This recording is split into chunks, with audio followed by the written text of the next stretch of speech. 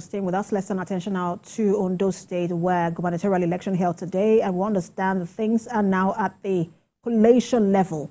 Let's bring in our reporter, Sarah Ayeku, who is standing by for us in Ondo State. Sarah, confirm your location for us, and then tell us what's good. Give us an update from there. So I'm back in Akure, the Ondo State capital. It's been a heck of a day, right? From the crack of dawn till now, we've been watching the process, watching INEC's preparedness, just like they've said. They said they were prepared for this election. We've also been watching security operatives. We've also been watching what the voter turnout would look like today, because you know that from analysis from 2012 till now, there's been a steady decline in the voter turnout, and it's been a case of low voter turnout for the governorship election. And so what we've seen today, some analysts would say is an improvement from previous elections, but we're yet to get the specific figures because collation is ongoing at the various local governments, and we have 18 local governments on the book. So we are going to be going through the 18 local governments, hopefully tonight at the collation center here in Akure. It might be a long night for journalists, of course, and for everyone waiting with bated breath as to who emerges the governor of Ondo State. And it's been a really tough time, of course, for the political parties and even for election observers and, well, particularly for the voters, because it has been people presenting their choices, presenting their candidates, and trying to sweet talk and woo voters to vote for their preferred candidate. So it's been weeks and weeks, months of campaigns, and finally today, you know, we're hoping that after tonight, early in the morning, we'll be able to get who the next governor will be. And Sarah, give us a feel of the city. We understand, you know, just before the election, the usual rule is, there will be a ban or restriction of movement by security agents from 6 to 6. Has life now returned to the city? Are people on the street? What's the level of security deployment now? Has it reduced? Just give us that update. So, of course, at the INEC Collation Center, that's where the focus is on, not just here in the state capital, in all of the 18 local government areas where the Collation Center is at the local government level. Security is tight in those local government areas.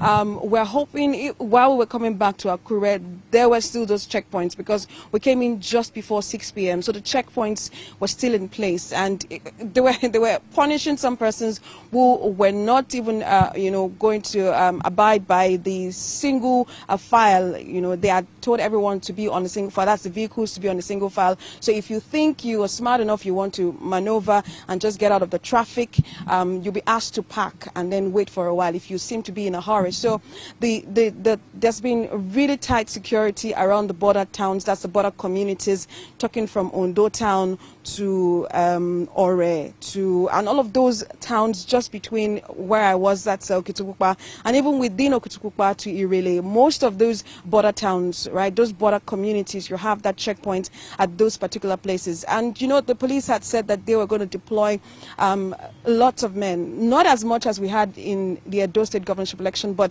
they were going to be deploying a significant number. And we had that, of course, with the sister agencies deploying that number of security personnel for this election. And so we're waiting for election observers to really tell us, you know, what their own assessment of security. But from the people, what we've heard so far is that the police have been able to give a good show today, just like they did in the Ondo State governorship election. What we saw today from the police, from my own point of view, was the police doing all they can to placate, calm the people down, and ensure that the process was peaceful and orderly. For most of the polling units that we visited, we had the police having constant engagement. When I mean engagement, not force, they were not using any kind of force. They were just speaking and trying to calm people down at the polling units, because when there are certain infractions or certain disagreements between one political party agent and another, they were there to always step in. They formed that middleman ground, you know, for this election. And that was what I saw in all of the polling units I visited today. That's in Okutukpa and Irele local government area. And I've also heard from some of my colleagues also that they've seen police, of course, show that middlemanship, if I would call it that way, for this election, providing that middle ground for everybody, that level playing field for all of the political parties, a level playing field for even the voters to come out and vote. So they were not scared of the number of security operatives they were going to see outside. And so people were able to, abide by that rule of the 6 a.m. to 6 p.m. curfew, if I'll put it that way, restriction of movement rather. And so that's what we saw today. People were able to abide by that 6 a.m. to 6 p.m. rule. If you still wanted to move to the other community, right, you do it on foot instead of using a vehicle. All right, Sarah, thank you so much for that update. Reported live for us in Akure, Ondo State.